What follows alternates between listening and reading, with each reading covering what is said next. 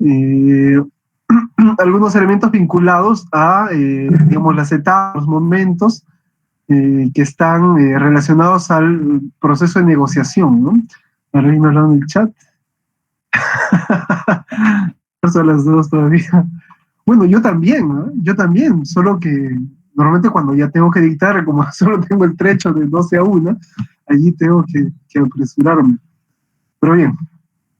Bien, les decía, hemos visto la pirámide que ejemplifica, grafica, indica, señala cuáles son los elementos que están involucrados directamente con el proceso de negociación, ¿no? Uno de ellos, dijimos que era la base, ¿no? La más importante era la de los intereses. No puede empezar, digamos, un proceso de negociación si es que antes no hemos identificado claramente cuáles son los intereses que tienen las partes. Y asimismo, tenemos que percatarnos de que las partes hayan logrado mutuamente reconocer cuáles son los intereses que tienen uno respecto del otro, ¿no? Eso en primer lugar, ¿no? Luego habíamos señalado también que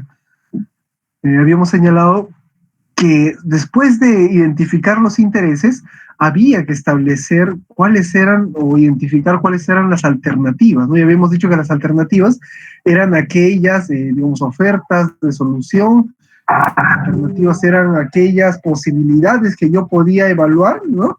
En caso yo no llegara a un acuerdo en la mesa de negociación, ¿no? Entonces, como yo corro el riesgo de no llegar a un acuerdo, tengo que ser previsor y tengo que ir pensando en qué solución podría darle. Esa solución que yo pienso que está fuera de la mesa, que está antes de la mesa de negociación, es lo que yo llamo la mejor alternativa a un acuerdo negociado, ¿no? Un MAN, una alternativa o un as bajo la manga, como quieran llamarlo, ¿no? Pero el buen negociador es el que siempre tiene este as bajo la manga, ¿no? Ayer les recomendé 3 películas, ¿no? No sé si habrán visto alguna, pero allí también en esas 3 películas se muestra claramente cómo el negociador, el buen negociador siempre tiene un as bajo la manga, ¿no? Si no resulta la negociación, siempre tiene algo bajo la manga, ¿no? Solo que en las 3 películas esa alternativa, digamos, no siempre es beneficiosa, ¿no? En El Padrino, por ejemplo, la alternativa del otro traficante de drogas, en caso de que no acepte Don Corleone su propuesta, es matarlo, de secuestrar a su hijo y pedir, pues, de que la familia blinde ese negocio, ¿no? Bueno, insisto, las alternativas pueden ser variadas, pero digamos, no todas son, digamos, las más, digamos, adecuadas, ¿no?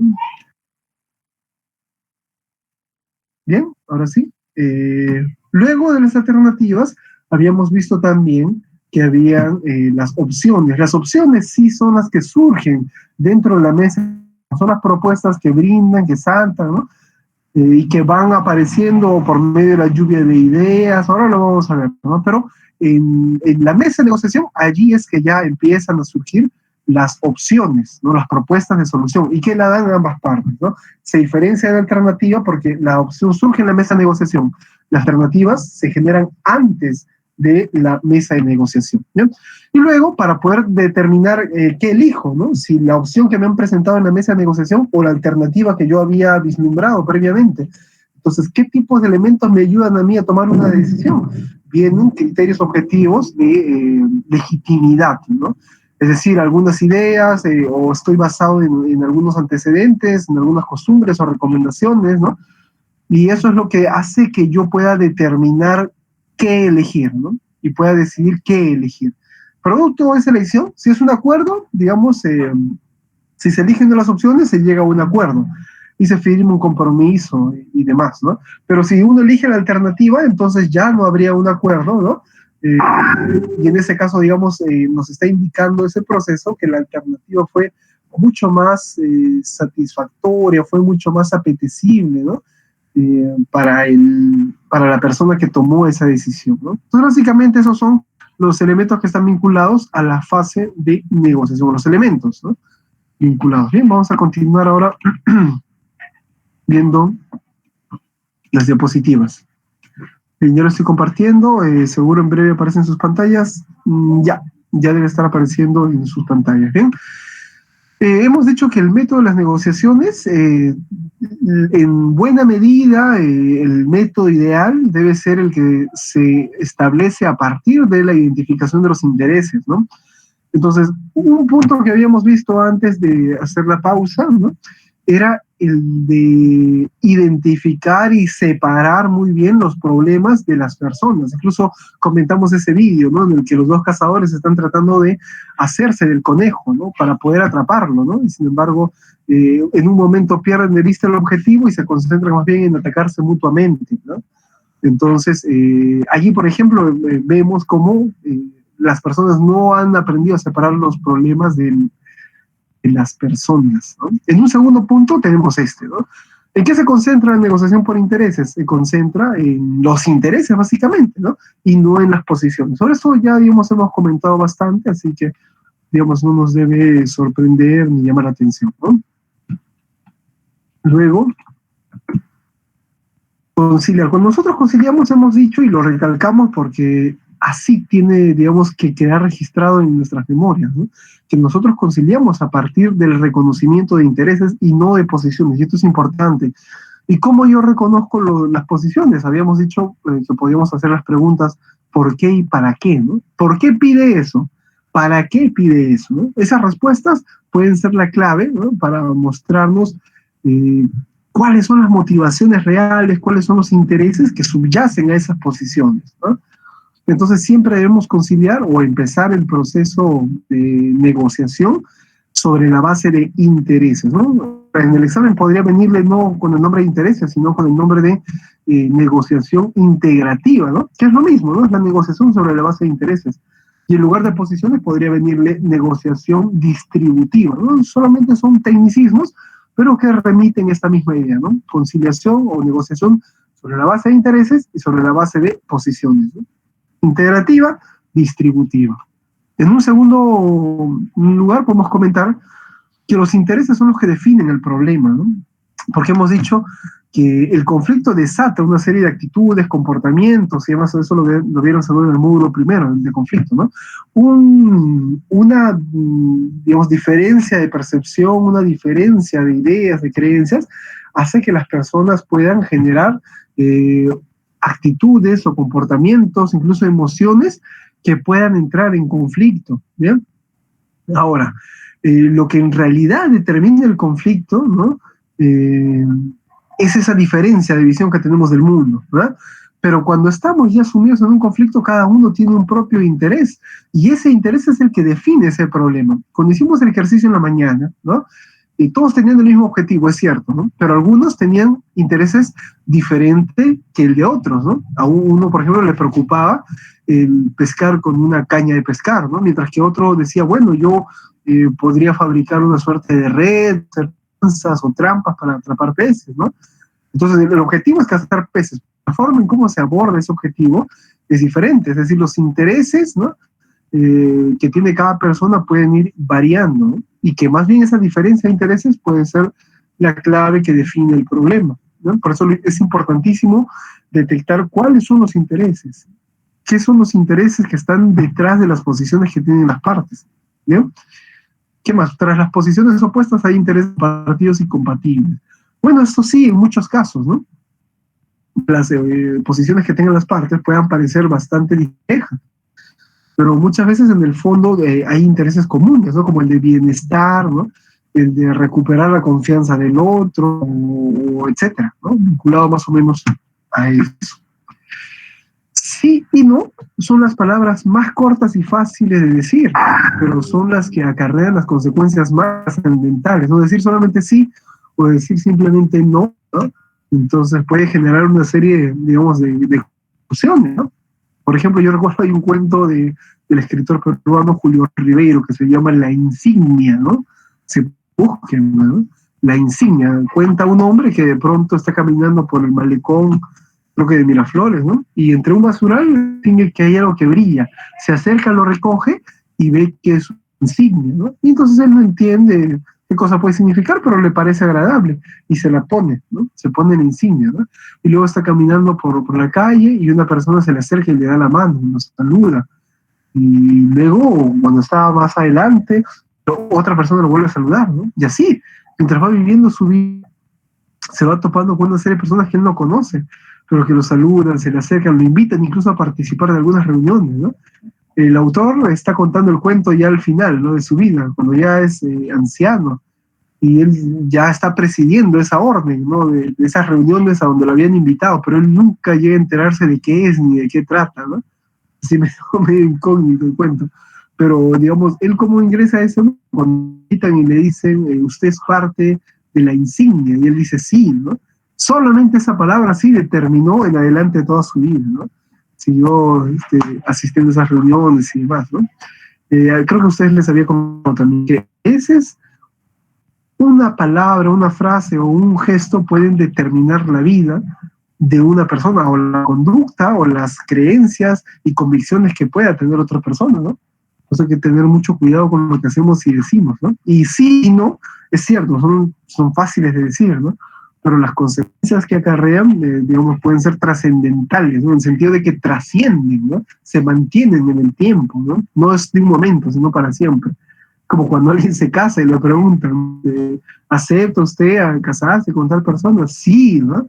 Ya es solo una palabra, pero digamos, implica mucho más, ¿no? Detrás de ese sí hay una serie, digamos, de implicancias mucho más complejas, y detrás del no también. No sé si ustedes recuerdan, no sé si llegaron a verla, hay una película de la guerra de el planeta de los simios, perdón, el planeta de los simios, pero no estas últimas versiones que han salido, sino que hay una versión ochentera, ¿no? De los 80. Es un mundo utópico en donde los simios tienen el control del planeta y más bien los humanos viven en jaulas, atrapados, ¿no? Son utilizados como animales. Entonces, ambos pueden hablar, pero los humanos tienen prohibida la palabra no. Ellos no pueden decir no, porque, digamos, eso supone una falta gravísima, ¿no? Entonces, cuando llega uno nuevo, no conoce el lugar, lo meten en la jaula y no entiende qué pasa, porque viene de otro mundo, ¿no? Y llega a ese mundo donde los simios son, digamos, los soberanos, pero él no entiende y lo desnudan y lo llevan en una jaula y de pronto le piden, no recuerdo qué, y él dice, no, y todos se quedan así mirándose, ¿no? Porque después iba a generar toda una revolución en donde los humanos iban a concebirse como seres humanos y iba a entrar en la lucha contra los simios, ¿no? Entonces, sí, ¿no? Insisto, palabras sencillas de decir, pero que tienen implicancias, digamos, importantísimas, ¿no? Bien, ¿cómo se identifican los intereses? De esto ya algo habíamos adelantado. Podemos utilizar estas dos preguntas, ¿no? El por qué y el por qué no, ¿no? O también el para qué, ¿no? Yo exijo tal cosa, ¿y por qué exige tal cosa, ¿no? O por qué no exige esta otra cosa, ¿no? Entonces, estas dos preguntas nos pueden ayudar a recabar ese tipo de información para enfrentarnos a un proceso, digamos, específico de negociación. Insisto, empezamos siempre identificando los intereses. Por eso teníamos que servirnos de estas preguntas abiertas, ¿no? Porque el por qué y el por qué no son preguntas abiertas, ¿no? Que nos pueden ayudar a entender un poco cuál es la lógica de los intereses que tienen las partes, ¿no? Hemos dicho que utilizamos las preguntas abiertas al empezar la fase de comunicación para entender el conflicto y las relaciones que hay entre ambos. Luego, cuando empezamos la fase de negociación, también podemos preguntar, hacer preguntas abiertas, ¿no? Para saber cuáles son los intereses que tienen las partes, ¿no? Entonces ya, por lo menos ahí ya se van, digamos, ordenando, ¿no? Cuando lleguen ustedes a su fase ética y tengan que sobrellevar una audiencia simultánea de conciliación, van a recordar eso, las preguntas abiertas al empezar la fase de comunicación, cuando recién le cedo la palabra a la persona que va a hablar, la persona que realizó la invitación para conciliar, ¿no?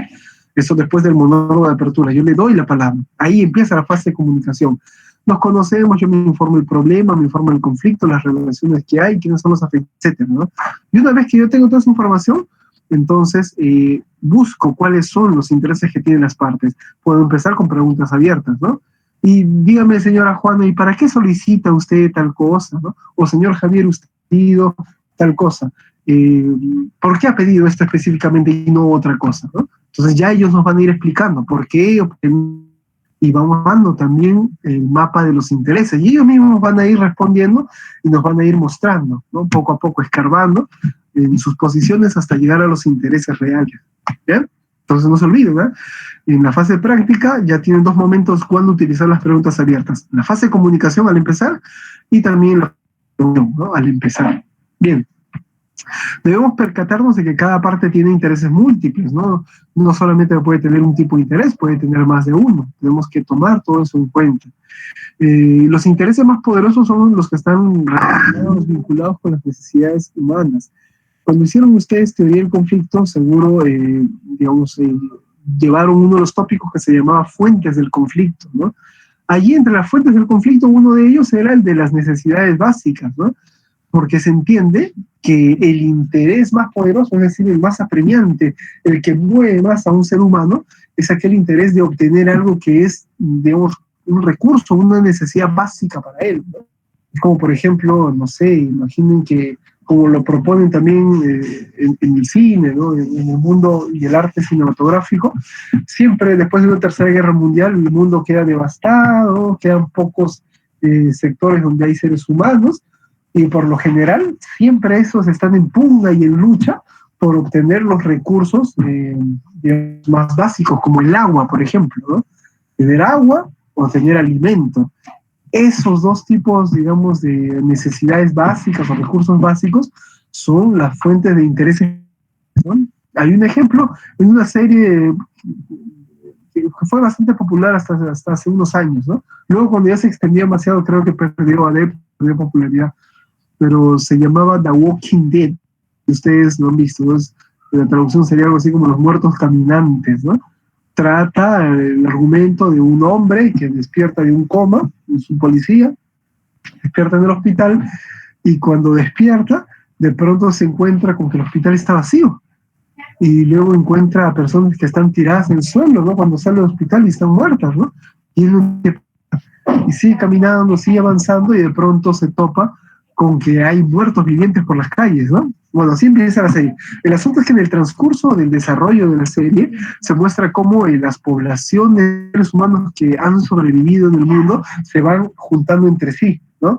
Y luego compiten entre ellas por apoderarse de un lugar seguro, un lugar, por ejemplo, como una cárcel que tenga rejas, para evitar que los muertos vivientes ingresen, ¿no? O lugares donde hay acceso a agua, ¿no? También tienen que preocuparse por hacerse de esos lugares, ¿no? Entonces, el interés más poderoso en ese momento no es tener un carro, no es tener, digamos, el mejor celular, porque ya las instituciones y el mundo, como era conocido, se va desmoronando. Entonces, en una sociedad como la que tenemos actualmente, quizá los intereses podrían ser, no sé, yo me interesa ahorita, como tengo el negocio, es comprarme un auto, una camioneta, ¿no? Otro dirá, bueno, yo transporto productos, importo, y de repente me sale muy caro hacer el envío. Entonces tengo el interés de comprarme un avión, ¿no? Un avión personal para ir y traer objetos y demás, ¿no? Entonces, hay una serie de cosas que uno puede establecer, ¿no? Como interés. Pero eso va a responder, digamos, a las necesidades de cada uno. Y en esta serie, como les digo, ¿no? Allí ya no importa. Digamos, si uno tiene interés de un auto, un avión, un celular o lo que fuese, ¿no? Aquí lo que importa es sobrevivir. Y para sobrevivir, digamos, se concentran básicamente en tener alimento, refugio y agua. Bueno, ¿no? Agua en primer lugar sería, ¿no? Agua, refugio y alimento, ¿no? Porque incluso en ese orden, yo diría, porque con el agua, digamos, uno puede resistir algunos días, ¿no? Y con el refugio ya uno está más seguro y puede, digamos, tener más opciones de vida. Y con el alimento ya refuerza esos dos elementos, ¿no? Pero si yo solo tengo refugio y no tengo agua, podría morir a la semana, ¿no? Etcétera. Bien, entonces tomar en cuenta eso, ¿no? Los intereses más poderosos son las necesidades humanas. Les comentaba esta serie, ¿no? Al final ellas, o bueno, en el transcurso, van peleando y van enfrentándose porque necesitan estos espacios como guarida segura, las cárceles, los lugares cerrados, ¿no? O porque hay acceso a agua, o porque hay huertos y pueden, digamos, sembrar, cultivar y demás, ¿no? Y el mundo trata de organizarse nuevamente. Es una muy buena metáfora esta serie, así que si alguno puede verlo, ya la ha visto, ¿no? Hay que leerla en esa clave, ¿no? Es un mundo del futuro utópico en donde los seres humanos empiezan a ordenar nuevamente el mundo desde cero en función a intereses básicos, ¿no? En la medida en que ya van haciéndose sociedades más grandes, los intereses van refinándose también, ¿no? Por ejemplo, alguien comentaba ahora en la mañana que hicimos el ejercicio, ¿no? Claro, pero vamos a estar en la isla y vamos a sobrevivir, no vamos a estar pensando en leer libros, ¿no? O en otras cosas. Eso va a ser seguro al principio, es cierto, ¿no? Al principio no está solo preocupado por vivir, ¿no? Las primeras semanas uno va a estar preocupado por conseguir el alimento, pero van a estar ustedes 3 años. Al cabo de unos meses, ya cada uno va a ir asignándose un rol, ¿no? Uno va a saber ya en la mañana qué es lo que tiene que hacer, el otro desde la mañana qué hace, y ya se va formando un orden dentro de ese grupo. Una vez que digamos, se satisfacen las necesidades más básicas del ser humano, luego hay necesidad ya no de cosas materiales, sino de cosas que no son materiales, ¿no? Por ejemplo, la música o el juego, cuando ya todos tengan el estómago lleno y hayan dormido, entonces allí ya el cuerpo por ahí, no sé si era Amadeo quien lo decía, ¿no? No solo vamos a comer, comer, comer los 3 años, ¿no? Sino que hay que hacer otras cosas, ¿no? Cuando uno ya calma y le da cierta estabilidad al estómago, ya, digamos, puede ir pensando en otras cosas, ya no solamente en lo material, sino en otras cosas. La antropología incluso da un paso más radical, ¿no? La antropología habla de satisfacer vientre y bajo vientre. Una vez que esos dos aspectos están satisfechos, el hombre se lanza a crear, a idear cosas, ¿no? El hombre, me refiero al ser humano, hombre y mujer, ¿no? La persona, el ser humano. Entonces sí, ¿no? En un primer momento siempre nos van a preocupar los intereses básicos, pero luego hay momentos en el que, digamos, surgen otras necesidades. Y así ha ocurrido en todos los pueblos, ¿no? Entre los más antiguos, ¿no? Entre los egipcios, por ejemplo, las ocupaciones primeras de seguro fueron conseguir agua, ¿no? El río Nilo, luego conseguir refugio. Se construyen, ¿no? Estas grandes ciudades donde más siglos más tarde van a florecer y prosperar las famosas pirámides que ahora conocemos.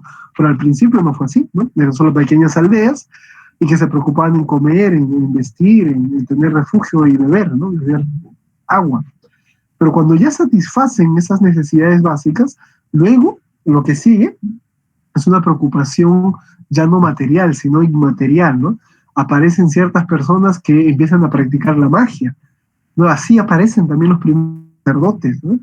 Y luego con los sacerdotes se crea una clase social nueva, ¿no? Gente que ya no trabaja, sino que se dedica ahora a las cuestiones de la religión, ¿no? Ellos ya no tienen que trabajar, están eximidos del trabajo, otros les dan a ellos para que coman, pero a cambio de eso, ellos también tienen que comunicarse con los dioses y enseñarles, ¿no? Cuándo sembrar, cuándo no. Pero ¿cómo los sacerdotes aprendieron a saber cuándo llueve y cuándo no llueve? ¿Cómo lo hicieron?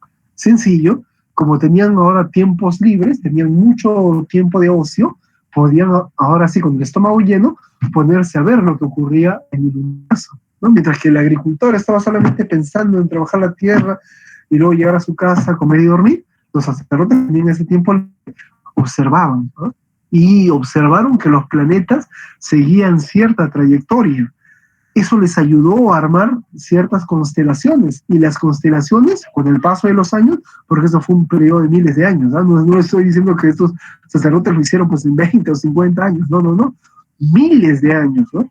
Aprendieron a identificar el movimiento de los astros, y luego lo relacionaron con el movimiento de la luna, y luego relacionaron el movimiento de la luna con el agua, con las lluvias, periodo de sequía, periodo de lluvias, ¿no?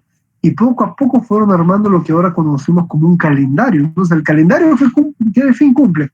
El fin de decirnos en qué temporadas llueve y en qué temporadas no. Esa es la finalidad con la que nace el calendario, ¿no? No ahora, bueno, le hemos agregado, acá es mi cumpleaños, nuestro aniversario y demás.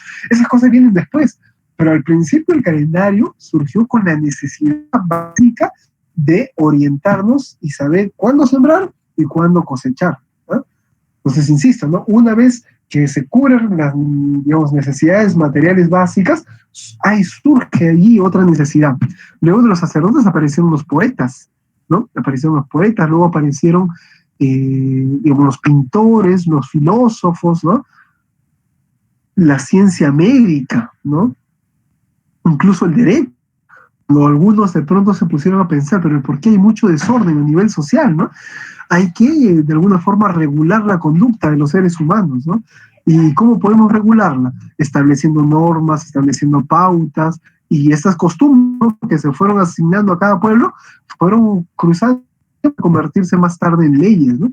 Tienen su origen consuetudinario, ¿no? Tienen su origen en la costumbre. Muy bien. Entonces, las necesidades y los intereses más poderosos son siempre las necesidades básicas humanas, ¿no? Luego hacer una lista, ¿no? ¿Cuáles son los intereses que tienen las partes? En cuanto a la discusión sobre los intereses, tenemos que hacer que los intereses sean vivos, ¿no? Que sean constantes, porque el diálogo, la comunicación es algo vivo y ahí van surgiendo, se va ramificando la conversación. ¿No les ha pasado que están hablando con un amigo, empiezan hablando de algo y luego saltan a otra cosa y de ahí saltan a otra? Eso ocurre porque el lenguaje es algo vivo. Así como una planta cuando está viva bota ramas y se va abriendo, se va ramificando igual. En una conversación se va ramificando porque es algo vivo, ¿no? ¿Qué más? Debemos reconocer que los intereses de ellos son parte del problema, claro que sí, ¿no? O sea, la forma en cómo ellos perciben el conflicto y las necesidades y los intereses que están buscando, esos están relacionados íntimamente con el conflicto, ¿no? ¿Qué más? Expresar el problema antes que la respuesta, ¿no? Tenemos que hablar en términos de, digamos, de hechos y personas y concentrarnos en los hechos. Y una vez que hemos identificado esos hechos, hemos explorado las emociones que están vinculadas a las personas, allí recién, una vez que lo entendemos, podemos ya preocuparnos, ¿no? En, digamos, establecer algún tipo, digamos, de vía de solución. Pero primero tenemos que identificar el problema, ¿no? Antes que dar una respuesta. Si no tenemos bien identificado el problema, no podemos dar una respuesta, ¿sí? En ese mismo orden de cosas, ¿no? Es más fácil resolver un problema cuando uno conoce el problema, en qué consiste el problema, ¿no? Mirar siempre hacia adelante, esto en sentido metafórico, ¿no? Mirar adelante en el sentido de que queremos seguir avanzando, progresando en la conversación y llegar a un acuerdo, ¿no? Ser concreto pero flexible. En el ejemplo que les puse en la mañana, ¿no? Que yo, digamos, arrendaba un cuarto a José Antonio, ¿no? Yo era concreto, 800 soles, ¿no? Pero después cuando voy, ¿no? Conversando, voy mostrando cuáles son mis intereses, me entero de los intereses de esa persona, entonces voy moldeando un poco la propuesta inicial, ¿no? A pesar de haber sido muy concreto, quiero 800 soles, ¿no? Luego voy moldeándolo y haciéndolo un poco más flexible, ¿no? ¿Con quién debemos ser inflexibles? Con el problema. ¿Y con quién debemos ser más flexibles, más suaves? Con las personas, ¿no? Al problema hay que atacarlo, a las personas no.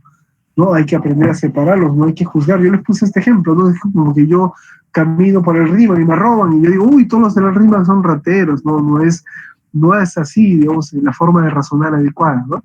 Te robaron la tienda del Rima, ya hay de repente un ladrón o dos que te robaron, ¿no? Pero no es que todos sean los ladrones, ¿no?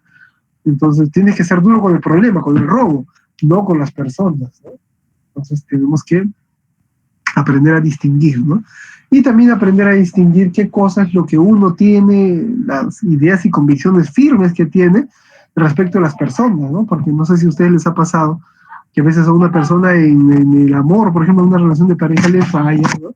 Y esa persona piensa, ¿no? De que en adelante todos los demás o todos los demás ya le van a fallar, ¿no? Porque una persona le ha fallado, ¿no? Entonces, como ya alguien le falló, ya no dice que ya no va a entrar fácilmente su confianza. Ya no confío ya en las personas, ¿no? Porque ya me pasó una vez, ya no confío igual, ¿no? Entonces el sentido de desconfianza se va haciendo más grande, ¿no? Yo considero que eso no es del todo, digamos, adecuado. ¿Por qué? Porque recuerdo una historia que leí hace años atrás, ¿no? Que era un ave, ¿no? Que llegaba hasta donde había una rama de árbol. Se posó en una de esas ramas y, ¿no? De pronto el árbol, empezaron a talarlo y el árbol se cayó. Las ramas se cayeron, el árbol entero cayó, ¿no? Y la paloma se fue, ¿no? O el ave se fue volando, ¿no? La pregunta, ¿no? ¿El ave sintió miedo cuando el árbol se caía? No. ¿Por qué? Porque la confianza de esa ave no estaba en el árbol, estaba en sus alas, ¿no? Es la metáfora que debemos usar en nuestra vida, ¿no? Si nosotros depositamos la confianza en los demás, ¿no? Y no en nuestras propias convicciones, entonces corremos el riesgo de que cuando alguien nos falle, también nos desmoronemos con esa persona, ¿no? Porque nuestra confianza por entero estaba en esa persona, ¿no? La confianza tiene que estar primero en la convicción que tenemos. Y si una persona me falló, no importa, porque total, mi confianza está en las convicciones que tengo, no en los demás, ¿no? Y hay que tomar muy bien en cuenta eso, ¿no? Ser duro con el problema y ser suave con las personas. Bien, a ver, El mito de las negociaciones por intereses. Bien, debemos aprender a inventar opciones de mutuo beneficio, ¿no? Y esas opciones que van a ir surgiendo, digamos, dentro de la conciliación, dentro de la fase de negociación, tienen que ser opciones creativas, ¿no? Entonces, para eso nosotros podemos servirnos, ahora lo vamos a ver más adelante, ¿no? Por ejemplo, de la técnica de lluvia de ideas. La lluvia de ideas nos permite escuchar las diversas propuestas de las cuales, o de las cuales pueden ser parte de las personas que están involucradas, ¿no? Ellas mismas nos van a ir ofreciendo modelos, ¿no? Y vamos preguntando, bueno, ¿y cómo podríamos hacer? ¿Y qué más podríamos dar? Etcétera, ¿no? Para que ellas vayan ideando, ¿no? Ciertas ideas que puedan ofrecer. No es que todas las ideas que van a ofrecer se van a realizar. Tenemos que hacerles notar eso a ellas, ¿no? Que solamente se trata de hacer una lluvia de ideas. Podemos tomar, digamos, algunos elementos de diversas ideas y luego construir algo nuevo, ¿no? Con el aporte de todos los que estamos allí en la mesa. El conciliador está facultado para, digamos, ofrecer una propuesta de solución, lo hemos dicho, que es diferente a decir que el conciliador tiene que decidir cuál va a ser la propuesta de solución. No, eso no ocurre en conciliación, ¿no? En conciliación, el conciliador está obligado a respetar la voluntad plena de las partes, ¿no? Y él, digamos, si lo cree conveniente, puede sugerir sutilmente un tipo de propuesta de solución, ¿no? Que es distinta.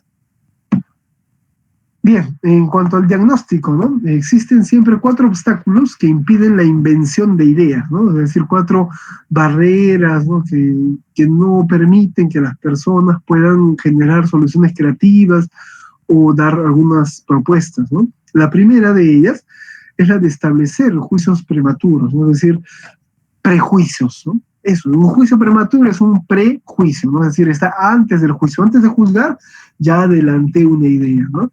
Y en realidad eso ocurre todo el tiempo, ¿eh? Todos nosotros estamos repletos de prejuicios. Yo creo que les dije, ¿no?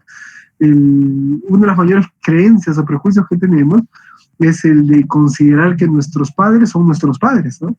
Nadie de niño tiene la osadía de pedirle a sus padres una prueba de ADN. ¿Por qué? Porque el niño está absolutamente seguro de que quien tiene delante es papá y mamá, ¿no?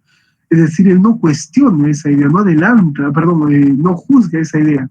Él de antemano asume que es así, adelanta un juicio, él es mi papá y es mi mamá, ¿no? Y digamos en el supuesto caso de que a los 8, 10, 15 años se entere de que no son sus padres biológicos, ¿no? Eso podría generarle a él cierta conmoción. ¿Por qué? Porque él estaba convencido de que las personas que tenía delante eran sus padres, ¿no? Es decir, había adelantado un juicio, y así, por lo general, ¿no? Cuando uno conoce a alguien, a mí no me ha pasado, pero tengo varios amigos que me han contado eso, ¿no? Y de repente tienen amigos muy cercanos, y la pregunta es, ¿dónde se conocieron? ¿Cómo se conocieron? La pregunta es, bueno, al principio no nos llevábamos bien, ¿no? De hecho, al principio nos llevábamos mal, ¿no? A medida en que se fueron conociendo, ¿no? Acercándose un poco más, ya fueron escarbando y haciendo una amistad que ha perdurado, ¿no? Pero insisto, ¿esto por qué? Porque cuando lo conoció seguro adelantó un juicio, ¿no? Ay, debe ser, etcétera, ¿no? Adelantó un juicio. Y después cuando ya lo conoce se cuenta que no es así, ¿no? Que en realidad es distinto, es diferente, ¿bien? Entonces, no debemos hacer o adelantar juicios, ¿no? Evitar juicios prematuros. ¿Qué más? Búsqueda de una única respuesta, ¿no? Cuando hacemos un diagnóstico, normalmente debemos considerar que hay muchos caminos para salir de un problema, muchas propuestas que pueden ayudarnos a obtener o conseguir y lograr un juicio, un acuerdo que satisfaga mutuamente a ambas partes, ¿no? No existe un solo camino, no existe brilla, ¿no? Por eso aquí dice, ¿no? Uno de los obstáculos vendría a ser ese, el buscar la única respuesta. No existen las únicas respuestas, ¿no? Las respuestas pueden asumir esos caminos, pueden asumir diversas formas, ser variados, ¿no? Ser distintos. No hay solo una única respuesta, ¿no? Es como en matemáticas también, ¿no?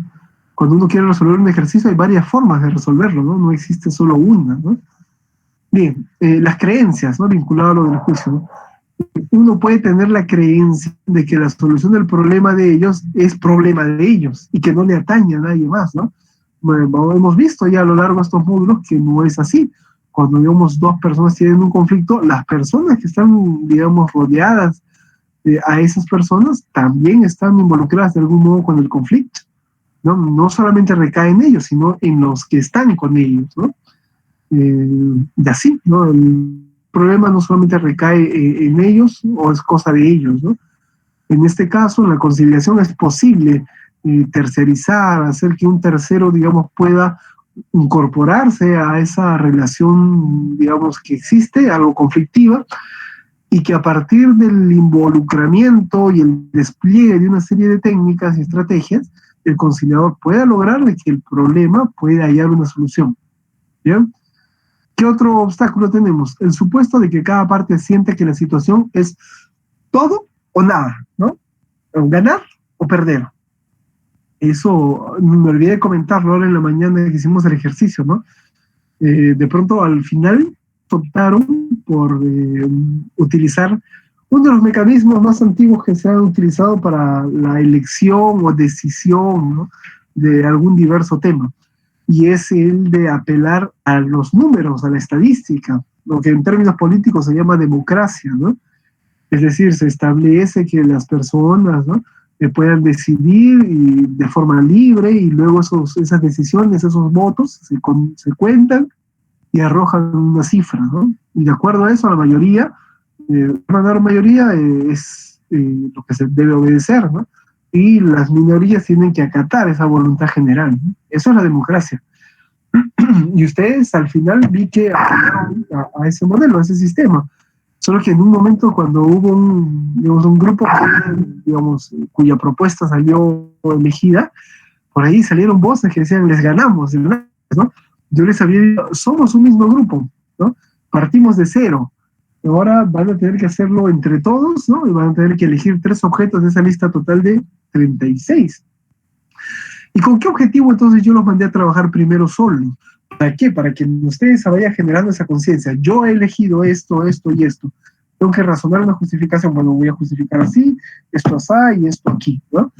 Y de pronto cuando les dije que empiecen en grupo, inconscientemente el ser humano va asumiendo una postura personal, ¿no?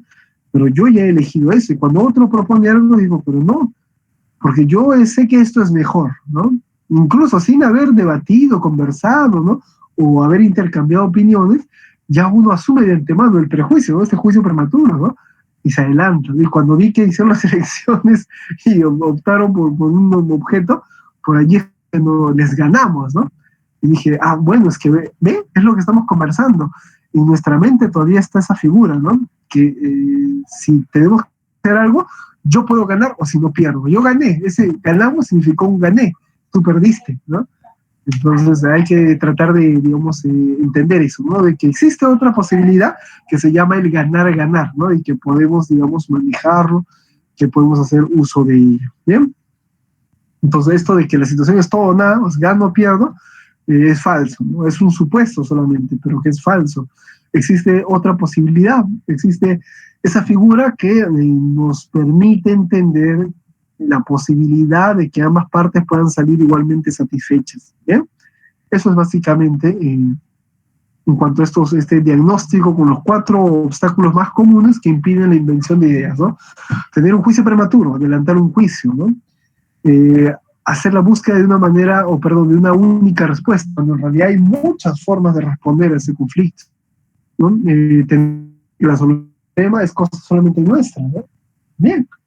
O vivir o desenvolverse en el supuesto de que cada parte siente que la situación es todo o nada, ganar o perder, ¿no? Y nada más, no hay otras opciones. Esos son obstáculos, hay que tratar de evitarlos. Luego, para inventar las opciones creativas, como he dicho, hay ciertas técnicas, ¿no? Una de ellas es la de lluvia de ideas. ¿En qué consiste esto de la lluvia de ideas, no? Cuando estamos ya en la fase de la negociación, hemos identificado los intereses, cada uno tiene sus alternativas y pasamos al momento de las opciones, es decir, en el que cada uno tiene que mostrar cuáles son las propuestas y las ofertas que tiene. En ese momento, ¿no? Digamos, tenemos que apelar a esta técnica, ¿no? Decirles, bueno, señora Juana, señor Martín, ¿no? Entonces, ahora que ya hemos conversado sobre, digamos, el problema que nos ha reunido el día de hoy, y ya que hemos logrado identificar cuáles son los intereses que tenemos, a mí me gustaría invitarlos a ustedes a que hagamos una lluvia de ideas, es decir, demos propuestas así diversas, variadas, no solamente ideas, no es que todas se van a recoger, sino que podemos tomar algunos elementos de unas o algunos elementos de otras, ¿no? Para la construcción del acuerdo al que queremos llegar, ¿no? Entonces me gustaría escucharlo. A ver, señora María, ¿no? Y así, la lluvia de ideas, ¿cuáles son las propuestas que ellas podrían dar, ¿no? Escucharlas. Insisto, no es que se van a tomar todas tal y como las han planteado, no. Se pueden moldear, agregar, modificar, mejorar, etcétera. Luego está digamos, esta mirada que nos obliga a ampliar opciones, ¿no? Ya, tenemos esto, pero ¿qué podemos hacer para estirarlo un poco más, ¿no? Podríamos tal vez, ¿no? Y podemos ir agregando, sugiriendo, ¿no? Así como en la mañana el ejercicio también que hicimos de los puntos, los 9 puntos que estaban unidos equidistantes, ¿no? Y también, para poder unir todos esos puntos, la idea era ampliar, ¿no? El panorama, ampliar las opciones, ya no solamente concentrarme en lo, sino lo que puedo utilizar y que está un poco más allá de los puntos, ¿no? ¿Qué más? Hacer que sea fácil para que ellos puedan decidir, ¿no? Ahora, esto no es tan sencillo, ¿no? Porque las opciones en realidad van a ir surgiendo de acuerdo a la necesidad y a la complejidad de cada conflicto, ¿no? Allí va a depender mucho el criterio que tenga el conciliador y cómo se maneje y cómo se mueva, ¿no? Para que pueda, digamos, ayudar a que el acuerdo al que quieren arribar ambas partes, ¿no? No sufra un proceso, digamos, de entrampamiento, no haya un atascamiento de ideas o de temas, etcétera, ¿no? Sino ahí el que facilita esa posibilidad es el conciliador, ¿bien? ¿Qué más? Método por negociaciones, se insiste siempre en utilizar criterios objetivos, ¿no? Lo que habíamos dicho, ¿no? En temas que pueden ser incluso cuantificables, medibles, que puedan darnos cierta información para, digamos, utilizarlas al momento de establecer el acuerdo, ¿no? Criterios objetivos, recuerda, ¿no? Cuando, en el ejemplo de José Antonio, al que yo le arrendaba un cuarto, ¿no? Allí, por ejemplo, uno de los criterios objetivos, de legitimidad, ¿no? Era de que él pagaba puntual, de que era respetuoso, de que no tenía problemas con los inquilinos, ¿no? Etcétera, ¿no? Era un pagador puntual.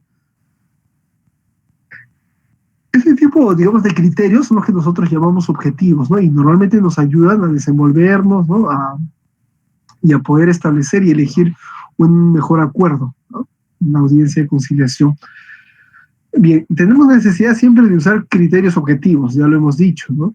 La identificación de criterios objetivos, en el sentido de que son esas marcas, esos apoyos de los cuales se van a servir las partes para tomar sus decisiones, ¿no? Si es que las partes no tienen, digamos, criterios objetivos, no tienen forma de cómo, digamos, aceptar o negar una propuesta, ¿no?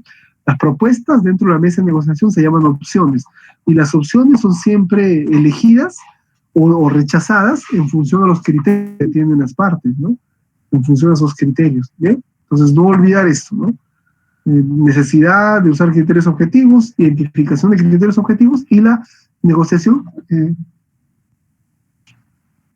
con criterios objetivos también, ¿bien? Ahora, las etapas de la negociación. Nosotros ya habíamos visto esta pirámide, ¿no?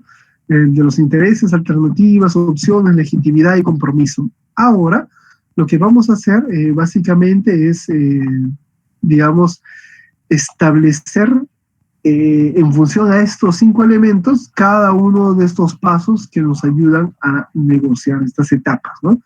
La primera es la etapa de preparación, ¿no? La segunda la etapa de desarrollo y la tercera la etapa de implementación. ¿Eh? Cuando hablamos de preparación, lo mencionamos en el sentido de preparación. Es como cuando uno va a tomar un examen, se prepara, ¿no? Estudia, revisa. Lo mismo, en el mismo sentido. El conciliador va digamos, a conciliar o va a cursar, a acompañar una audiencia el día de mañana, digamos, ¿no? Mañana en la mañana. Entonces hoy de repente yo podría ver el file y voy revisando quiénes son las partes involucradas, cuál es el tipo de conflicto que tienen, ¿no? Y demás, ¿no? Es decir, voy estudiando el caso y de alguna forma voy evaluando qué tipo de preguntas podría hacer, más o menos. No es que vaya a utilizar todo el esquema que ya voy planteando de forma individual, sino que es una suerte de pauta, ¿no? Para saber más o menos por dónde voy a ir. Es cierto que el conflicto mismo obliga a que el camino tome su propio curso durante la audiencia, pero ayuda mucho también tener una pauta, ¿no? Para saber cómo movernos, qué hacer y qué dejar de hacer. En ese sentido, la preparación, el desarrollo, refiere a la misma fase de negociación, ¿no? Cuando ya se llegan a establecer opciones, se llegan a, digamos, establecer criterios de legitimidad que ayuden a tomar decisiones para lograr el acuerdo, y luego la implementación, ¿no? Cuando ya el acuerdo se ha, digamos, establecido, ¿no? Y se buscan formas de que el cumplimiento se realice de manera cabal, ¿no? Entonces tenemos estos tres momentos, ¿sí? Antes de continuar, ¿no? Ay, perdón, ¿cómo es esto? Ya, ¿qué es? ¿No? Hay un pequeño vídeo que les voy a enviar para que podamos comentarlo, ¿no?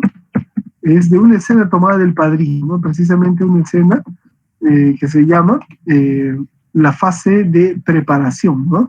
Dentro del, digamos, momento de la audiencia y conciliación. ¿Bien? Pero ahorita les voy a compartir.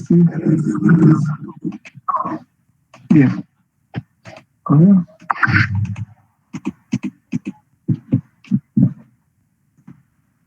Lo voy a compartir aquí por el chat del Meet, y también lo voy a colgar en el grupo de WhatsApp para que lo puedan ver. Ahí está. ¿Les llegó? Por favor, confirmen que llegó el archivo.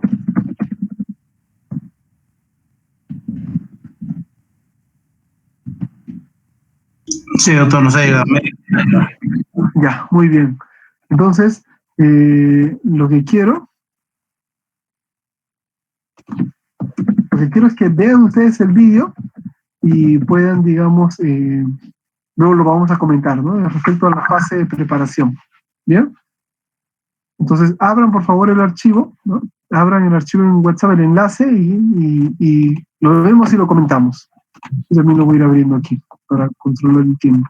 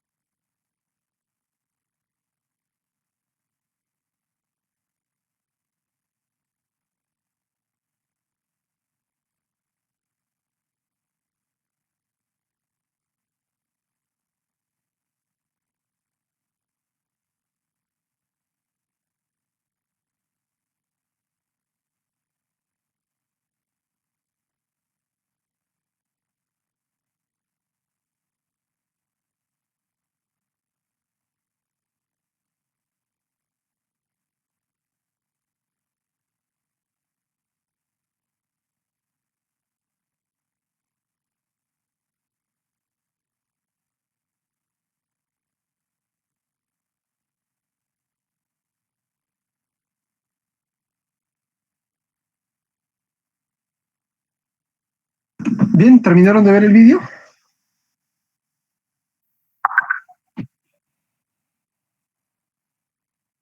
A ver, alguien me ha escrito en el chat. Sí, se ve bien. 54. Ah, ya, de hace rato la pregunta. Bien, ¿terminaron de ver el vídeo que compartí? Profe, yo leí el libro de Vito Corleone. Mario Puzo, sí. Bien, entonces, por favor, Denis, ilústranos un poco sobre esto, relacionándolo con lo que estamos viendo de la negociación, la fase de preparación, ¿no? ¿Qué hace el padrino allí? ¿Qué está haciendo, no? Viendo lo que más le conviene a su familia. Ya, pero ¿cómo se relaciona directamente con lo que estamos viendo, ¿no? De intereses, por ejemplo, podrías comentar, ¿no? ¿Cuáles son los intereses, las alternativas que tiene? ¿Qué opciones surgen? Al final vemos que no llegan a un acuerdo, ¿no? ¿Eso qué podría decirnos, ¿no? Que la oferta, es decir, que las opciones que le presentó, en este caso, Solotso, ¿no? Que era digamos, este turco que quería empezar el negocio de las drogas, ¿no? La opción que le ofreció, la propuesta no fue tan agradable, ¿no? Como la alternativa que tenía Don Corleone, ¿no? ¿Cuál era la alternativa de Don Corleone? El de mantener todavía, ¿no? Su mano sobre el negocio digamos, de tragamonedas, incluso del alcohol, ¿no? Esa es su alternativa y como le da seguridad, la prefiere porque el tema de los narcóticos, dice él, ¿no? Me puede ocasionar problemas, ¿no? Es cierto que tengo amigos policías y amigos en la política y amigos que me respaldan, pero esos mismos dejarían de ser mis amigos si se enteran que yo estoy metido en drogas, porque para ellos el alcohol, el juego es algo inofensivo, ¿no? Entonces no tienen problema, ¿no? Entonces lo que está haciendo Don Corleone está evaluando, a ver, mi alternativa es quedarme con el juego y la venta de alcohol, ¿no? Y la opción es involucrarme en el nuevo negocio de las drogas, pero hay un riesgo que se corre, ¿no? Él está evaluando en ese momento criterios lógicos, ¿no? Está lo que nosotros llamamos legitimidad, ¿no? Son criterios concretos basados en juicios racionales, ¿no? Él está evaluando, a ver, si yo empiezo a involucrarme con el tema de los narcóticos, entonces corro el riesgo de perder el apoyo de estos amigos políticos y de los policías. Entonces, no solamente pongo en riesgo mi negocio, sino también a mi familia, porque si yo pierdo esas amistades y estos blindajes, voy a estar un poco desnudo frente a las otras familias, ¿no?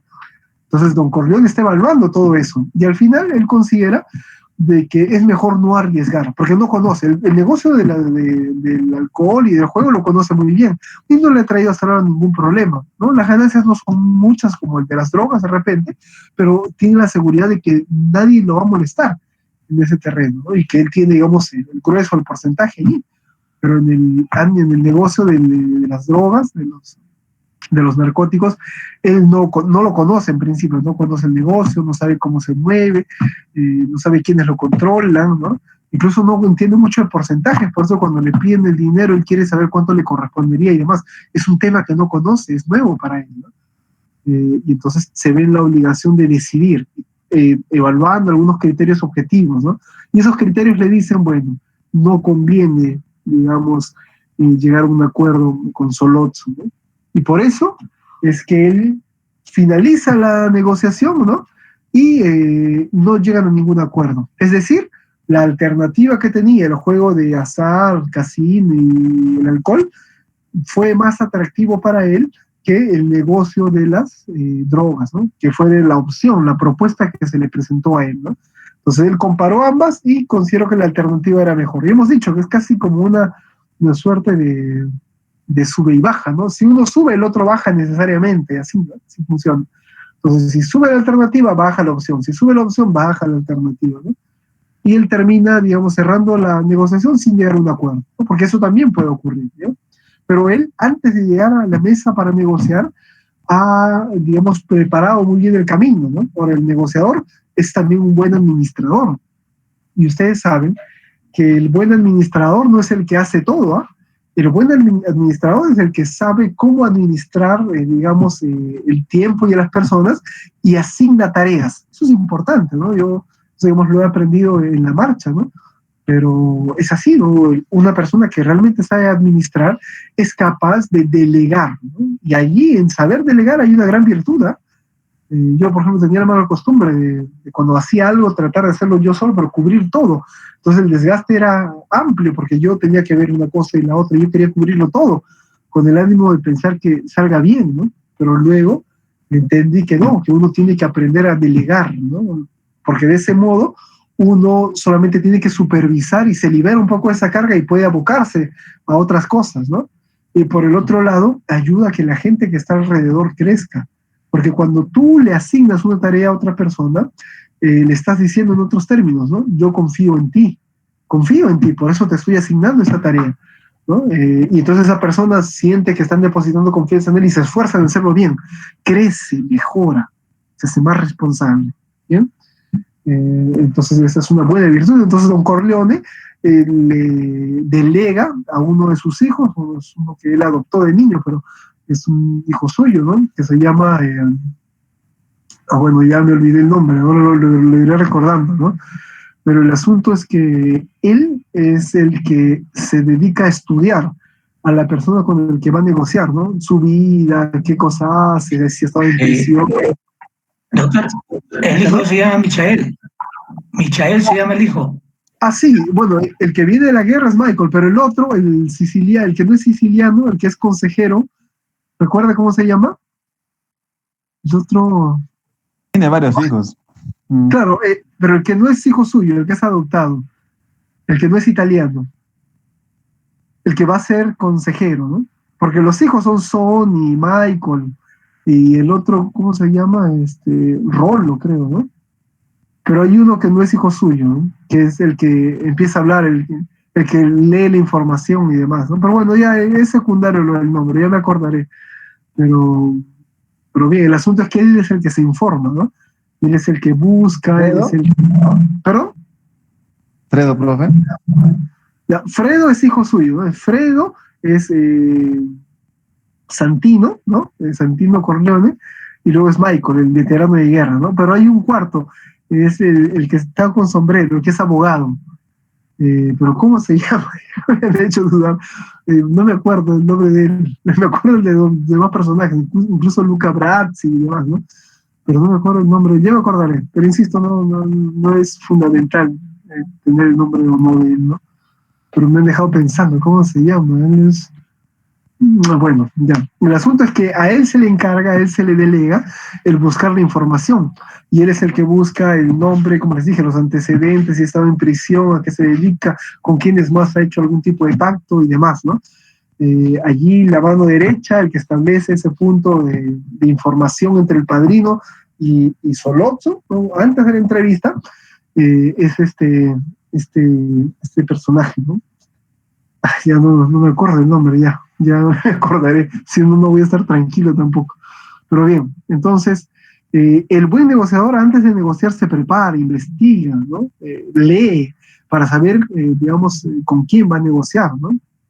Es curioso porque esta es una máxima que también está en ese libro de Sun Tzu, ¿no? El arte de la guerra, cuando él dice, ¿no? Antes de pelear, infórmate, ¿no? Sobre tu enemigo, ¿no? Infórmate, conócele, ¿no? Conócele. Bien, es curioso porque en la Biblia hay algo similar. Yo recuerdo un pasaje, no sé si es del Deuteronomio o es del libro de la sabiduría. Bueno, el asunto es que alguna vez leí que allí decía, ¿no?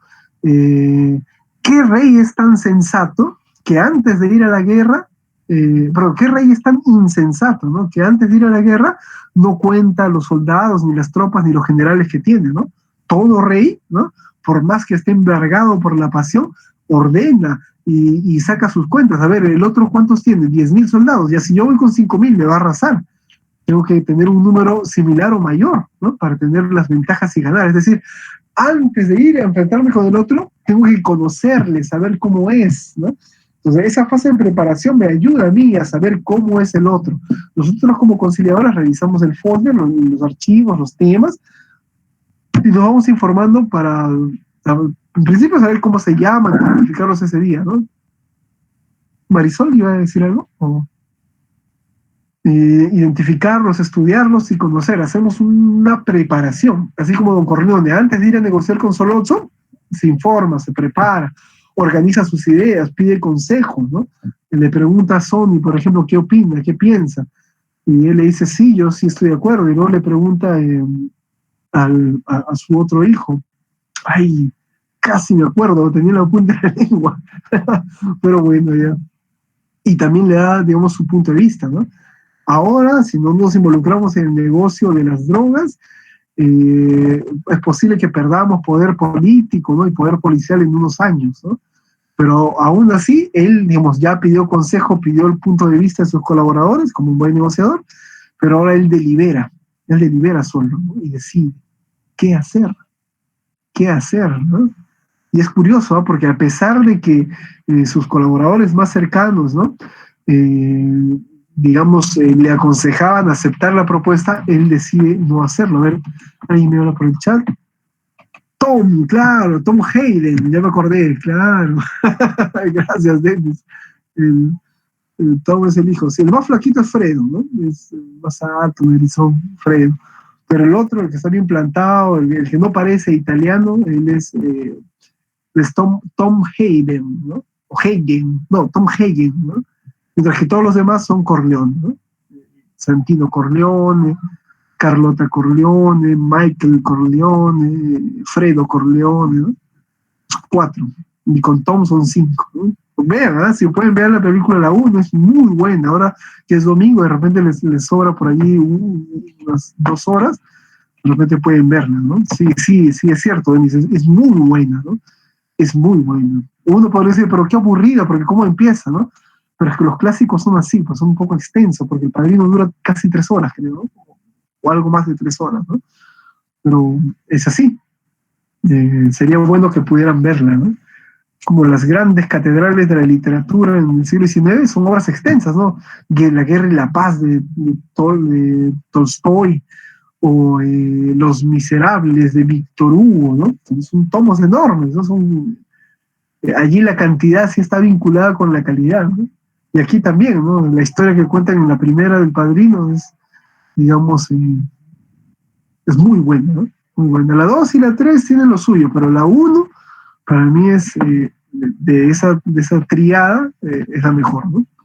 Bien, entonces hemos visto que, a ver, en las etapas de negociación, ¿no? La preparación, que supone una fase de conocimiento del otro, ¿no? De información del otro, para poder, digamos, tener y recabar esas noticias, ¿no? En cuanto a los intereses, tener una claridad, ¿no? Respecto a nuestros intereses. ¿Qué es lo que yo quiero? ¿Qué es lo que quiere la otra persona? ¿Y por qué lo quiero yo, ¿no? Estimar también los intereses de la otra persona, hemos dicho, ¿no? Es decir, aprender a identificar qué es lo que yo quiero y luego preocuparme también en ponerme en perspectiva y tratar de entender qué es lo que quiere la otra persona, ¿no? Es básicamente lo que hacemos en función de los intereses en esta primera fase de preparación, ¿no? Es decir, esta la hacemos nosotros solos, ¿no? Entonces el conciliador o el buen negociador, digamos, va estableciendo un tipo de evaluación previa a la audiencia de conciliación. Esa es la fase de preparación, ¿no? Las alternativas respecto a uno mismo, ¿no? ¿Qué puedo hacer para resolver mi conflicto sin la intervención de la otra parte? Esa es la alternativa, ¿no? Hemos dicho que es esa propuesta que uno evalúa antes de llegar a la mesa de, digamos, de conciliación, ¿no? Antes de llegar, a la mesa de negociación, ¿no? Y evalúa ahí una propuesta. Si no me es satisfactorio lo que me ofrecen aquí en la mesa de negociación, entonces yo voy a optar por mi alternativa, ¿no? ¿Qué más? ¿Qué o quién me puede generar un mayor beneficio al momento de negociar, ¿no? Esas preguntas me ayudan a mí a ordenarme, ¿no? Para saber cómo puedo elaborar mis alternativas, ¿no? Y también respecto a la otra parte, ¿no? ¿Qué puede hacer la otra parte si no llegamos a un acuerdo, ¿no? ¿Cómo podría tomarlo? ¿Cómo podría, digamos, esta persona asumirlo, entenderlo, ¿no? Y demás alternativas, ¿no? En cuanto a las opciones, ¿no? En la preparación, ¿cuáles podrían ser los acuerdos posibles, ¿no? Eso, imaginando ya que estamos en la mesa de negociación, ¿no? Ya, ¿cuáles serían los acuerdos posibles? Lluvia de ideas, ¿qué propone uno? ¿Yo qué podría proponer? ¿Qué podría pedir a la otra persona que proponga, etcétera, ¿no? ¿Cómo deberían ser para que la otra parte las tome en cuenta? ¿Cómo las plantearé? ¿Qué plantearé, no?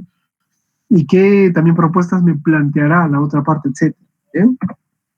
En cuanto a la legitimación, hemos dicho, son esos criterios objetivos que nos ayudan a tomar una decisión, ¿no? Entonces, en este aspecto podemos pensar, por ejemplo, ¿no? ¿Cuáles son los criterios objetivos que vamos a utilizar, ¿no? Que nos van a ayudar a tomar esta decisión? ¿Qué criterios objetivos podría utilizar la otra parte, ¿no? En realidad, esto el criterio objetivo tiene que ver mucho con la forma, como les dije, de costumbres, de antecedentes que tengan las personas. Por ejemplo, un criterio de legitimidad sería el siguiente, para poner un ejemplo más sencillo, ¿no? Llega la Navidad, ¿no? O mejor aún, llega el cumpleaños de la persona que yo amo, ¿no? Ya sea hombre o mujer, ¿no? Entonces estoy pensando qué cosas le puedo regalar, entonces voy, ¿no?, a una tienda para buscar qué cosa puedo comprarle. Entonces, antes de comprar, porque uno no compra por comprar, ¿no? Uno se pone a pensar más o menos cómo es el carácter o cómo son los gustos que tiene esa persona, qué costumbres tiene, y en función a eso decide, ¿verdad? Por ejemplo, si de repente, no sé, pues a mi novia, mi enamorada, a mi esposo o mi esposa, ¿no?, le gusta escuchar música, yo no le voy a comprar pues zapatillas, chimpunes, pues, ¿no? Porque no tiene una cosa que ver con la otra, sino que puedo de repente buscar, ¿no?, un CD, o de repente compro un long play, ¿no? Para que se perciba mejor la música, ¿eh? Porque yo sé que a ella le encanta. Entonces, como yo sé que a ella le gusta la música, voy evaluando. Puede ser algo vinculado a la música, puede ser de repente un tocadiscos, un long play, o puede ser tal vez, no sé, un equipo que tenga alta, digamos, alto, no sé cómo se le llaman, decibeles en música, ¿no? Alta captación de decibeles para que se escuchen hasta los mínimos cambios que tiene esa producción musical, etcétera, ¿no? Lo voy evaluando. Pero si a mí, digamos, a mi pareja no le gusta pues la música y le gusta leer, ¿no? Entonces ya yo sé que le gusta leer. Entonces voy a una librería a comprarle un libro, pero tampoco es que voy a una librería y deme lo primero que vea, ¿no? Deme esto, o deme esto, ¿no? Sino que uno tiene que ir evaluando, ¿no? Y ahí están los criterios objetivos. ¿Qué tipo de literatura le gusta leer, ¿no? De repente le gusta leer a los clásicos, ¿no? A los antiguos, a los modernos, a peruanos, a extranjeros, ¿no? Poesía, de repente le gusta poesía en lugar de una novela, de repente prefiere a los franceses, alemanes, ingleses, norteamericanos, mexicanos, argentinos, lo que fuese, ¿no? Hay una serie de criterios que yo voy, digamos, desplegando para tomar una decisión y decirle no. A ella le gusta la poesía hispanoamericana, sobre todo la peruana y del siglo XX. ¿Qué opciones tengo? Vallejo, Carlos Germán Belli, no sé, ahí está Juan Gonzalo Rose o Manuel Escorza, etcétera, ¿no? Y elijo, ¿no? Entonces va a ser, no sé, pues Vallejo. Y compro un poemario de Vallejo, ¿no? Es decir, para poder decidir he tenido que apelar a un criterio de objetividad, ¿no? Es decir, he pensado a ver qué cosa le gusta, cómo le gusta, qué hace, qué no hace, y de acuerdo a eso he tomado una elección. Lo mismo ocurre en la audiencia de conciliación. Para yo poder decidir por la opción o por mi alternativa, tengo que evaluar cuál me es más provechosa para mí, yo que me conozco a mí, qué prefiero yo para mí. Cuando yo, en el ejemplo que les puse en la mañana, cuando yo le arrendaba el cuarto, para mí era importante tener a alguien que cumpla, porque yo tengo que hacer pagos, alguien que cumple los pagos, que no me haga ruido, que no tenga problemas con los inquilinos, porque los puede espantar, o él mismo se puede ir, ¿no? Entonces, esos criterios me llevaron a mí a decirle a José Antonio que le iba a dejar el cuarto en 700, ¿no? Y no aceptar los 800 de alguien que no conozco, en este caso Ubaldina, ¿no? Que era ahí era mi as bajo la manga, por si no llegaba a un acuerdo con José Antonio, ¿no? Entonces, así funciona. El criterio de legitimidad me ayuda a mí a ordenar mis ideas y a tener eso mismo, un criterio para poder elegir y tomar una decisión, ¿no? Básicamente es eso. ¿Bien? Y el compromiso, ¿no? ¿Qué planteamientos o acuerdos preparatorios puedo asumir? ¿Qué puedo pactar para mejorar la negociación? Etcétera, ¿no? Eso en cuanto a la fase de preparación. Ahora vamos al desarrollo, ¿no? Es decir, ya vamos entrando al asunto. Tenemos a las dos partes, yo estoy frente a esas personas, ¿no? Y en cuanto a los intereses, tengo que preocuparme por buscar cuáles son los intereses que están detrás de las posiciones. Por allí siempre vamos a empezar a identificar cuáles son estos intereses que están involucrados, esto que está, digamos, tras las posiciones, y a partir del reconocimiento mutuo de los intereses recién puedo seguir avanzando. Las alternativas, ¿no? Evaluar si me conviene negociar o retirarme, ¿no? Cuando uno está negociando y tiene su alternativa, evalúa. Si la oferta que le hacen en las opciones no le parece, se retira y dice no negocio, no llega a un acuerdo, así como El Padrino, ¿no? que dijo, bueno, yo no acepto, ¿no? Pero que lo felicito porque nuestros intereses no se cruzan, le dijo, ¿no? Pero el otro no lo percibió de ese modo, ¿no? Y por eso es que después lo embosca y hace que le den 5 tiros en el cuerpo, ¿no? Pobre Don Corleone. Bien, entonces las alternativas son eso, ¿no? Son las posibilidades de solución que yo evalúo y que me van a servir a mí como una especie de radar, ¿no? Si no me es atractivo la oferta que me hacen las opciones, entonces yo opto por mis alternativas, ¿no? Y entonces ya desisto de negociar, dejo de negociar y me quedo con mi alternativa. O viceversa, si mi alternativa no es lo suficientemente atractiva como las opciones que me ofrecen, entonces yo desisto de mi alternativa y opto por negociar. ¿Eh? En las opciones ocurre igual, ¿no? Utilizamos lluvia de ideas para pedir que las partes puedan hacer, digamos, las propuestas, ¿no? No se olviden de esto. Cuando llegamos a la fase de negociación, importante utilizar la técnica de la lluvia de ideas, ¿no? Incluso decirlo así abiertamente. Cuando lo estén evaluando ustedes en la fase de práctica, van a tomarlo en cuenta, ¿no? A ver si utilizó esa técnica, ¿no? ¿Cómo se hace notorio cuando ustedes empiecen, ¿no? Una vez que han reconocido los intereses mutuos, van a decir algo así como que, bien señores, ahora nos gustaría pasar a que cada uno pueda dar las propuestas para poder llegar a un acuerdo, ¿no? Y vamos a pasar a la fase de las opciones. Así que aquí me gustaría, ¿no?, utilizar lluvia de ideas, ¿no? Que cada uno pueda dar diversas propuestas. No significa que estas se van a asumir al pie de la letra, pueden haber modificaciones, tomar un poco de algo, otro de algo y formar algo nuevo, etcétera, ¿no? Hacerlo así explícito para que el que esté hablando, hizo lluvia de ideas, muy bien, hizo que los dos participen, hicieron efectivamente, pero no solo decir lluvia de ideas, sino hacer que las dos partes den esas propuestas. Así lo hizo, excelente, muy bien, y ya se toma nota, ¿no? ¿Qué más? Separar la generación de la evaluación, ¿no? Un poco en el sentido de cuando se generan las propuestas y cuando se evalúan las propuestas, no separarlo. La lluvia de ideas es solo generar propuestas, ¿no? Lluvia de ideas, ya, pam, pam, pam, pam, pam, pam, están generando propuestas, opciones, ¿no? Luego, cuando ya termina la fase de lluvia de ideas, uno puede decir, bien, ahora que hemos terminado con la lluvia de ideas, podemos pasar a evaluar, ¿no? ¿Cuál va a ser la mejor opción que podemos elegir para solucionar este conflicto y llegar a un acuerdo, ¿no?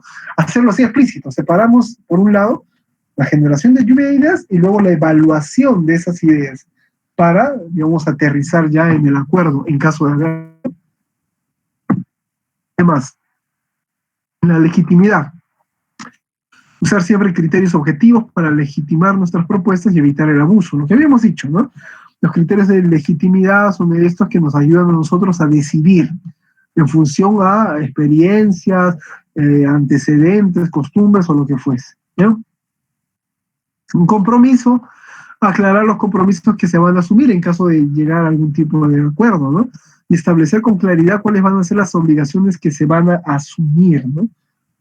Eso es importante, eso es importantísimo. Y por último está la fase de implementación, ¿no?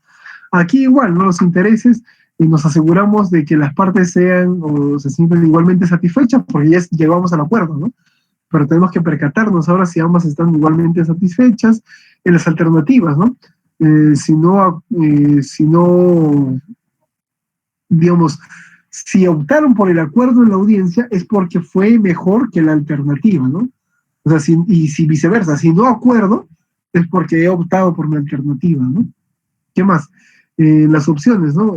Normalmente estas tienen que procurar superar a la alternativa, ¿no? Porque si le presentas algo que es más satisfactorio, más agradable, esa persona va a terminar aceptando eso, ¿no? Es como, no sé, pues, imaginen ustedes, no sé, pues, cómo ponerlo por un ejemplo, ¿no? Ya, yo quiero que un bebé, por ejemplo, deje de utilizar el chupón o el biberón, ¿no? Porque me he enterado que eso puede ayudar, o mejor dicho, le puede generar un tipo de malformidad en los dientes, ¿no? Entonces ya, yo quiero que ese bebé que tiene 1 año, ¿no?, deje el chupón porque es una mala costumbre y le está deformando los dientes. ¿Qué puedo hacer, no? Tengo que presentarle algo más atractivo para que él deje ese chupón, ¿no? Entonces yo he visto mamás que, por ejemplo, ¿no?, traen un poco de dulce, ¿no? Y es algo así como, a ver, si tú sueltas el chupón, yo te doy esto, ¿no? Entonces el bebé no sabe qué es, pero cuando lo prueba, es dulce, sí me gusta, ¿no? Ya, pero si quieres esto, deja el chupón, ¿no? Al principio no va a querer, pero después, por probar ese dulce otra vez, lo va a soltar, ¿no? Y así va aprendiendo. En esa misma medida, ¿no? En cuanto a las opciones, si el dulce, ese chocolatito, lo que fuese, ¿no? Le es más atractivo a él, más agradable, él va a dejar lo otro, ¿no? Chupar o tener el chupón de repente es agradable para él, pero lo otro es más agradable todavía, ¿no? Lo mismo ocurre con las alternativas, ¿no? Y las opciones. Si la opción es más agradable, uno deja la alternativa y se queda con la opción, ¿no? Así, digamos, funciona un poco esta ley de la alternativa y de la opción.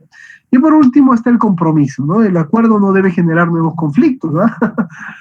¿Qué más? Prever el acceso a los recursos necesarios para la ejecución del acuerdo y observar la proporcionalidad de la carga, ¿no? Entonces, debemos tomar en cuenta todos estos elementos al momento en el que vamos a establecer, ¿sí? Los acuerdos. Bien, ¿qué más? Estas son recomendaciones de lo que no debe ser o no se debe realizar en una audiencia de negociación, ¿ya? O lo que debemos hacer, ¿no? En principio, una negociación no debe ser un debate, ¿no? En el sentido de que no es que yo debata con otra persona, porque debatir con otra persona supone el querer yo hacerle entender que yo tengo la razón, ¿no? Yo tengo la verdad, y por eso te voy a hacer entrar en razón a ti, ¿no? Esa es, digamos, la premisa que tiene un debate, ¿no? En la universidad, cuando se debate un tema, hay dos posturas. Uno defiende una postura y el otro defiende la otra. Y en la medida en que argumenten, ¿no? Se llega a una respuesta. Quien mejor argumenta, en otros términos, quien gana, es el que mejor argumenta, ¿no? Entonces, eso no ocurre, pues, en conciliación, ¿no? En conciliación no establecemos un debate, lo que generamos es una conversación. Por eso les decíamos, cuando hagan, digamos, las estrategias de pregunta, tienen que realizar las preguntas de tal modo que no se perciba como si fuese un interrogatorio. Hemos dicho que tiene que ser el clima de una conversación natural, normal. Eso es una audiencia de conciliación, ¿no? No un debate. A ver, ¿qué dijo usted? Ya, ¿usted qué replica? ¿No? A ver, ya usted haga su descargo, ¿no? No, eso no hacemos, pues, ¿no? Conversamos, dialogamos, y en función de ese diálogo tratamos de orientar todo lo que hacemos para que las partes puedan encontrar un acuerdo sobre la base de los intereses que tienen, ¿no? Los intereses reales. Bien, entonces, evitar, ¿no? Los debates y procurar que la negociación sea siempre en términos estables, sea siempre, digamos, en un ambiente mesurado, calmado y demás. Bien, excelente.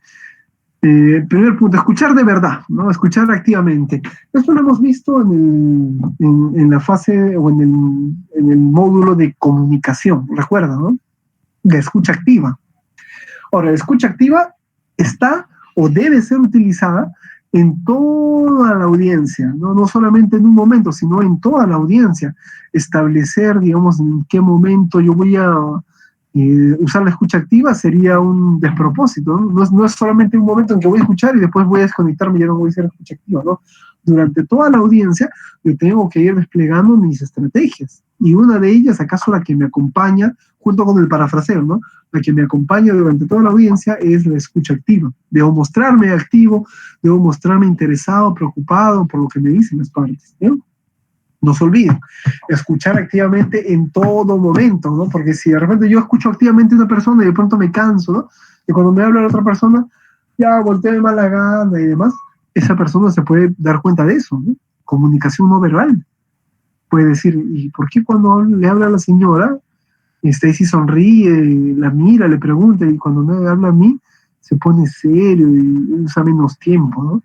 Se generan suspicacias, debemos evitar ese tipo de suspicacias. ¿Cómo? Siendo equitativo con lo que hacemos, ¿no? Cuando escuchamos activamente, también procurando ser equitativos, ¿no?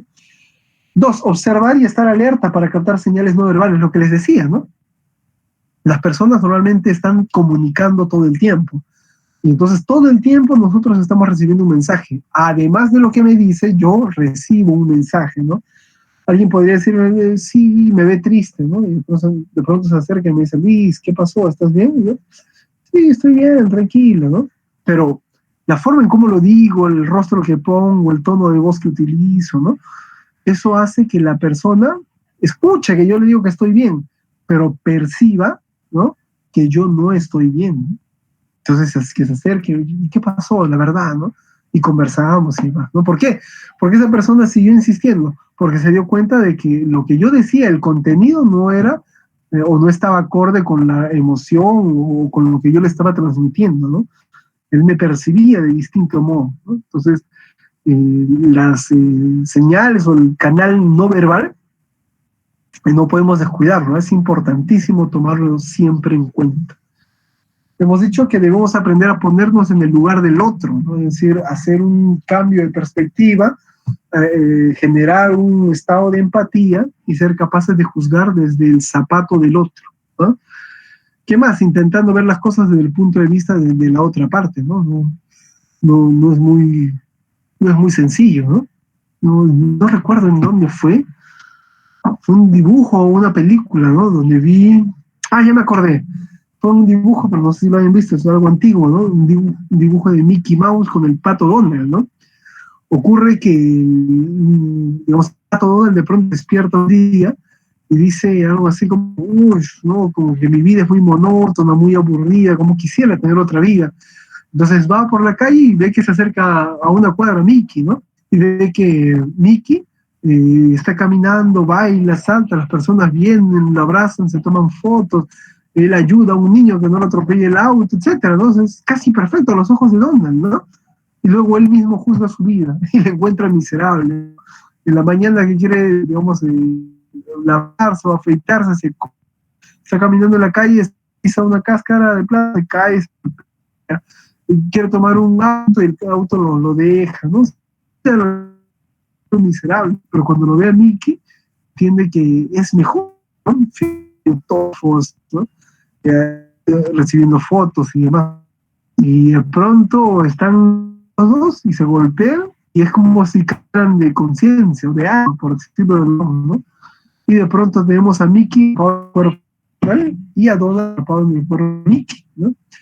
Pero están ya en esa perspectiva, en el mundo desde la mirada del otro, allí cambia la figura, ¿no? Donald ya no quería ser como Mickey, ¿no? La quería estar todo el tiempo firmando autógrafos, escapando de las cámaras, gente que lo quiere abrazar y demás, ya no aguantaba, no soportaba, ¿no? Cuando no era Mickey, él quería ser como él porque no entendía qué significaba ser Mickey. Igual, ¿no? Mickey más bien estaba emocionado por la vida de Pato Donald, ¿no? Porque era tranquilo, la gente no lo molestaba, era una vida hogareña, ¿no? Y demás, ¿no? Y demás. Entonces, ese cambio de perspectiva, a veces, este es un dibujo que solamente lo ejemplifica de un modo, ¿no? Pero hay muchos otros modos de ejemplificarlo, ¿no? Pero la idea es esa, que en la medida en que uno no se pone en los zapatos del otro, es que no va a poder entender su situación y desde ahí también entendernos a nosotros, ¿no? Y viceversa. El ejercicio de la empatía tiene que ser mutuo, ¿bien? ¿Qué más? Debemos enfatizar los puntos comunes de ambas posiciones, ¿no? Si es que hay puntos comunes, hacerlo evidente, ¿no? Quitando importancia a las diferencias, ¿no? Para de alguna forma inconsciente hacerles ver, ¿no? Que en realidad entre ellos hay más afinidades que desigualdades, ¿no? O desafinidades, ¿no? Bien, no hablar demasiado, eso es cierto, ¿no? El considerador, el momento en el que más habla es en el monólogo de apertura, después ya no hay otro momento, salvo al final cuando ya, en el caso de llegar a acuerdos, ¿no? Se levanta el acta, o bueno, perdón, primero se establecen los acuerdos y el conciliador lee los acuerdos para que ambas partes no digan, sí, estoy de acuerdo, está bien, hay que modificar esto, lo otro y demás, ¿no? Hasta ese momento no habla tanto, hace preguntas, interviene y demás. Quien tiene mayor protagonismo es la parte, o en este caso las partes, ¿no? Que están involucradas directamente con el conflicto. No hablar demasiado, entonces, ¿no?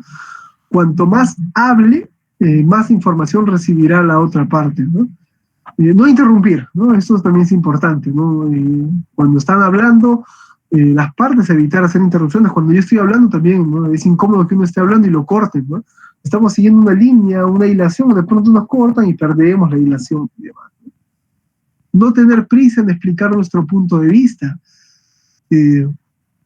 Hacerlo de forma, digamos, pausada, mesurada, ¿no? Debemos intentar conseguir primero una visión completa de la posición de la otra parte, ¿no? Antes de, digamos, mostrar enteramente cómo somos, primero también debemos aprender a escuchar y tener paciencia para ver y entender cómo es la otra persona, ¿bien? No llegar a conclusiones antes de que el adversario, o aquí habría que digamos, suprimir esa palabra, ¿no? No es un adversario, ¿no? Sino antes de que la otra parte, ¿no? No llegar a conclusiones antes de que la otra parte haya explicado su posición completamente, ¿no? Evitar los prejuicios, ¿no? Ya habíamos comentado eso también, ¿no? Tenemos que tratar de evitar los prejuicios. ¿Qué más? Debemos establecer, ¿no? No debemos hablar mucho tiempo seguido, ¿no? No debemos evitar las intervenciones largas porque pueden ser un poco cansadas también. Imagine que le damos la palabra a una de las partes y habla 10 minutos, ¿no?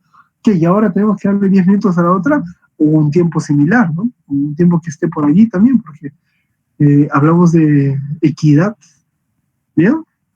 Luego, no responder nunca una pregunta antes que no la hayamos entendido del todo, ¿no?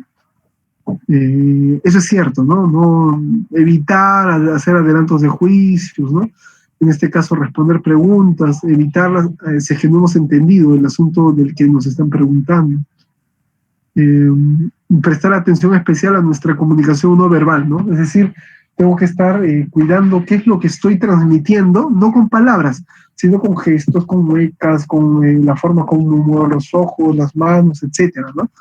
Un gesto como que algo así podría entenderse como que la persona o esa persona no está de acuerdo, ¿no?